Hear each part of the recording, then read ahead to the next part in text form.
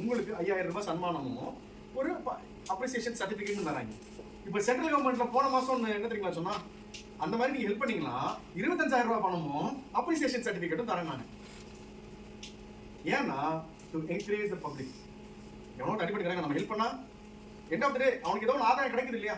ஏன்னா சப்போஸ் நான் வேலைக்கு போயிட்டு இருப்பேன், திடீர்னு போனதுனால அந்த மேனேஜர் நீ என்ன போய் சொல்ற, உங்களை பத்தி எனக்கு தெரியும். ஸோ இந்த மாதிரிலாம் காம்பன்சேஷன், இந்த மாதிரிலாம் பிரச்சனை வரதுனால தான் என்ன பண்றாங்க, கவர்மெண்ட் அவங்க அப்ரிஷியேட் பண்ணி கேஷ் அவார்டும் சர்டிபிகேட்ஸும் தராங்க.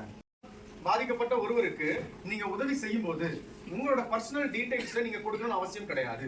உங்களோட ஃபோன் நம்பரோ, உங்க பேரோ, உங்க அட்ரஸோ எதுவுமே நீங்க ஷேர் பண்ணணும் அவசியம் கிடையாது. இந்த சட்டம் சொல்றது அதுதான். சப்போஸ் உங்களை நிர்பந்திச்சாங்கன்னா நீங்க அவங்க மேலே கம்ப்ளைண்ட் பண்ணலாம். Because you are a good Samaritan. ஏதாவது பிரதிபலன் கருதியா போய் வேலை செஞ்சீங்க, ஏதாவது பின்னாடி கிடைக்கணும் போய் ஹெல்ப் பண்ணீங்க, எதுவும் இல்லையா? So you are consider as a good Samaritan. So அந்த வழியா போயிருக்கீங்க, யாரோ ஒரு அடிபட்டு கிடக்கா, ஸோ நான் போய் ஹெல்ப் பண்ணேன், முடிஞ்சு.